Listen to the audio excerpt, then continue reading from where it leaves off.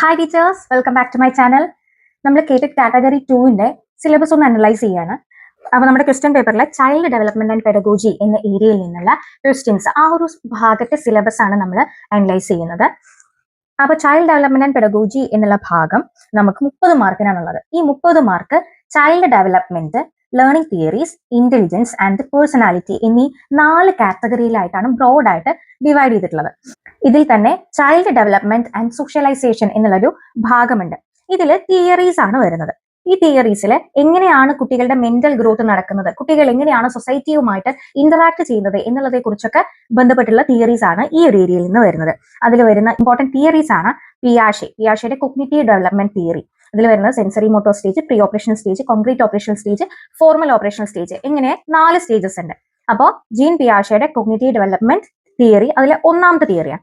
രണ്ടാമത്തെ ആ ഭാഗത്ത് നിന്ന് നമുക്ക് എറിക് എറിക്സന്റെ സൈക്കോ സോഷ്യൽ ഡെവലപ്മെന്റ് തിയറി ആണ് നമുക്ക് പഠിക്കാനുള്ളത്.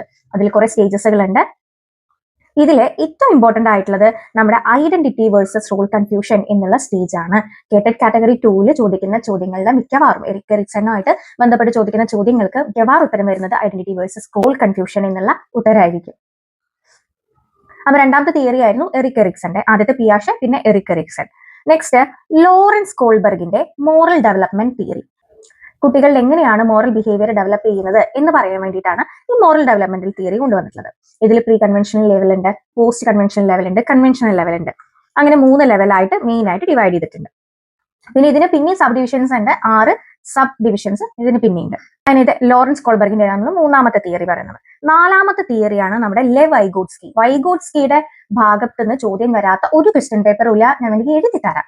ഈ ഒരു ഏരിയയിൽ നിന്ന് ക്വസ്റ്റ്യൻ വരാത്ത ഒറ്റ ക്വസ്റ്റ്യൻ പേപ്പറും ബോത്ത് കേട്ടഡ് കാറ്റഗറി 1, 2, 3 ഏതോ ആവട്ടെ, വൈഗോട്സ്കിയുടെ ZPD, സ്കഫോൾഡിംഗ് ഈ ഒരു ഏരിയയിൽ നിന്ന് എപ്പോഴും ചോദ്യം വരും. പക്ഷെ CTET കുറച്ച് ഡിഫറെന്റ് ആയിട്ട് പ്രൈവറ്റ് സ്പീച്ച് ആണ് ചോദിക്കാറ്. പക്ഷെ കേട്ടറ്റിന് മിക്കവാറും ചോദിക്കാറുള്ളത് ZPDയോ സ്കഫോൾഡിങ്ങോ ആയിരിക്കും. അതുപോലെ വൈഗോട്സ്കി ഒരു ഇമ്പോർട്ടന്റ് ആയിട്ടുള്ള ഒരു ഏരിയയാണ്. അപ്പൊ നമ്മൾ പറഞ്ഞു ചൈൽഡ് ഡെവലപ്മെന്റുമായിട്ട് ബന്ധപ്പെട്ടിട്ട് നമുക്ക് പഠിക്കാനുള്ള 4 തിയറീസ്: 1 പിയാഷെ, 2 വൈഗോട്സ്കി, 3 കോൾബർഗ്, 4 എറിക് എറിക്സൺ. ഈ 4 പേരുടെ തിയറീസ്, അവരുടെ സ്റ്റേജസ്, ഇമ്പോർട്ടൻസ്, കീവേഡ്സ് ഇതെല്ലാം പഠിച്ചു വെക്കണം.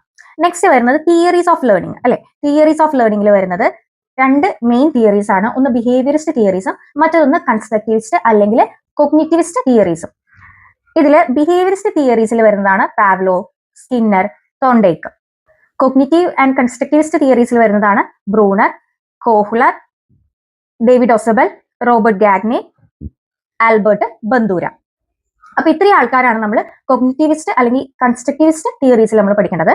ബിഹേവിയറിസ്റ്റ് തിയറീസിൽ 3 ആൾക്കാരാണ് നമ്മൾ പഠിക്കേണ്ടത്: പാവ്ലോ, സ്കിന്നർ ആൻഡ് തോണ്ടേക്ക്. നമ്മൾ സിലബസ് അനലൈസ് ചെയ്യുമ്പോൾ നമുക്ക് കുറേ കാര്യങ്ങൾ പഠിക്കാൻ പറ്റും. ഇപ്പൊ നോക്കൂ, ഇവാൻ പാവ്ലോവിന്റേതാണ് ക്ലാസിക്കൽ കണ്ടീഷനിങ്. ഇങ്ങനെ തന്നെ ക്വസ്റ്റ്യൻസ് വരാറുണ്ട്. ക്ലാസിക്കൽ കണ്ടീഷനിങ് തിയറി ആരുടേതാണ് എന്നുള്ളത് ചോദ്യങ്ങളൊക്കെ വരാറുണ്ട്. അപ്പൊ ചൈൽഡ് ഡെവലപ്മെന്റ് കഴിഞ്ഞു, ലേണിംഗ് തിയറീസ് കഴിഞ്ഞു. ഇനി നമുക്ക് ഇന്റലിജൻസുമായി ബന്ധപ്പെട്ടുള്ളതാണ് പഠിക്കാനുള്ളത്. നമുക്ക് ഇന്റലിജൻസ് ആൻഡ് മോട്ടിവേഷൻ എന്നുള്ള ഏരിയയിൽ നിന്ന് എന്തൊക്കെയാണ് ഇമ്പോർട്ടന്റ് ആയിട്ട് വരുന്നത് എന്നുള്ളത് നോക്കാം. ഇന്റലിജൻസ് തിയറീസ് ഉണ്ട്: സ്പിയർമാൻ, തേഴ്സ്റ്റൺ, ഗാർഡ്നർ, ഗിൽഫോർഡ്, അതുപോലെ സ്റ്റേൺബർഗ്. ഇത്തരത്തില് 5 പേരെ നമ്മൾ മെയിൻ ആയിട്ട് പഠിച്ചു വെക്കണം. ഇതല്ലാതെ നമുക്ക് ഈ ഒരു ഏരിയയിൽ നിന്ന് പഠിക്കേണ്ട മറ്റു ചില കാര്യങ്ങൾ കൂടി ഉണ്ട്. അപ്പൊ സ്പിയർമാൻ 2 ഫാക്ടർ തിയറിയാണ് സ്പിയർമാൻ്റെത്. തേഴ്സ്റ്റന്റെ group factor theory. Howard Gardner multiple ഇന്റലിജൻസുമായിട്ട് ബന്ധപ്പെട്ടുള്ളതാണ് നമ്മൾ പഠിക്കണം. Guilford structure of intellect. അതുപോലെ Robert Sternberg triarchic theory of intelligence.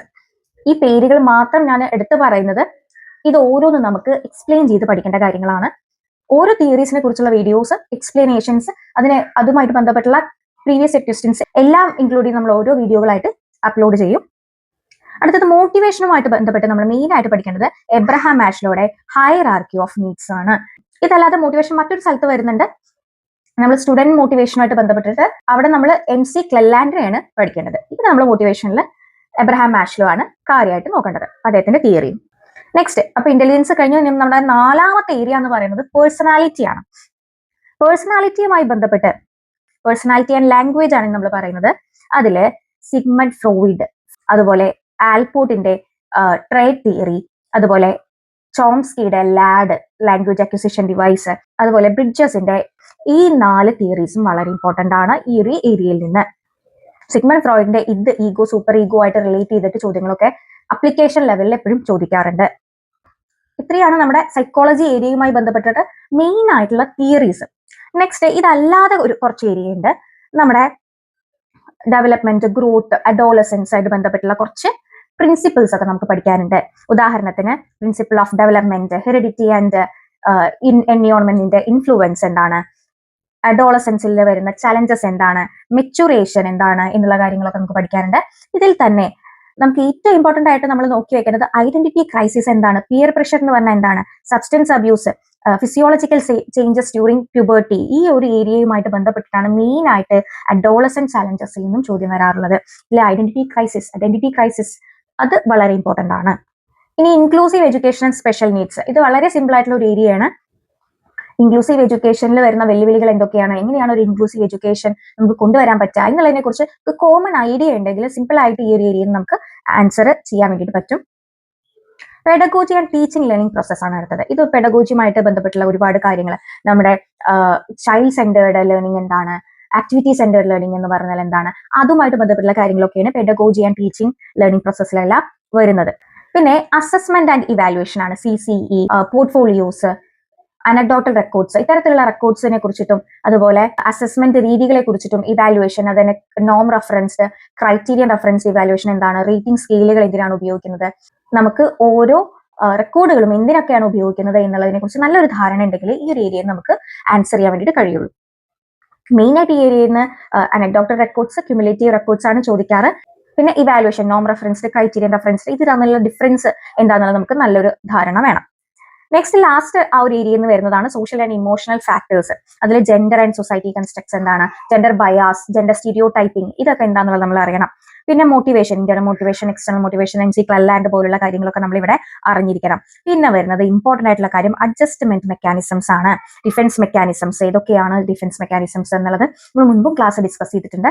Defence മെക്കാനിസംസിനെ കുറിച്ച് നമുക്കൊരു ക്ലാസ് നമുക്ക് കണ്ടക്ട് ചെയ്യാം. അപ്പോൾ ഇത്രയുമാണ് നമുക്ക് കേട്ടഡ് കാറ്റഗറി 2 നമ്മൾ ഫോക്കസ് ചെയ്യേണ്ട ഏരിയാസ്. ഇതെല്ലാം നമുക്ക് എഡ്യൂക്കേഷനുമായിട്ട് ബന്ധപ്പെട്ടുള്ള കുറച്ച് ആക്ടുകൾ, RTE ആക്ട്, അതുപോലെ അത് വരുന്ന ആർട്ടിക്കിൾ ഏതാണ്, ഇതെല്ലാം നമ്മൾ അറിഞ്ഞിരിക്കണം.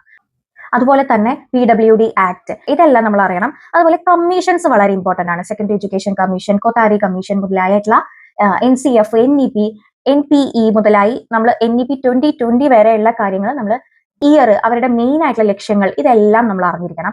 ഇതിന്റെ കൂടെ തന്നെ നമുക്ക് കേഡറ്റിൽ ചോദിക്കുന്ന മറ്റൊരു ഏരിയയാണ് NCF, KCF പോലുള്ള കാര്യങ്ങളൊക്കെ. അപ്പൊ ഇത്രയും ഏരിയാസ് ആണ് നമ്മുടെ കേട്ടഡ് കാറ്റഗറി 2 വളരെ ഇമ്പോർട്ടന്റ് ആയിട്ട് നമ്മൾ പഠിച്ചിരിക്കുന്നത്. നിങ്ങൾ കേട്ടഡ് എക്സാം ക്രാക്ക് ചെയ്യാനുള്ള സീരിയസ് ആയിട്ടുള്ള ഡിസിഷൻ എടുത്തിട്ടുണ്ട് എന്നുണ്ടെങ്കിൽ തീർച്ചയായും നിങ്ങൾ സിലബസ് നന്നായിട്ട് അനലൈസ് ചെയ്യുക.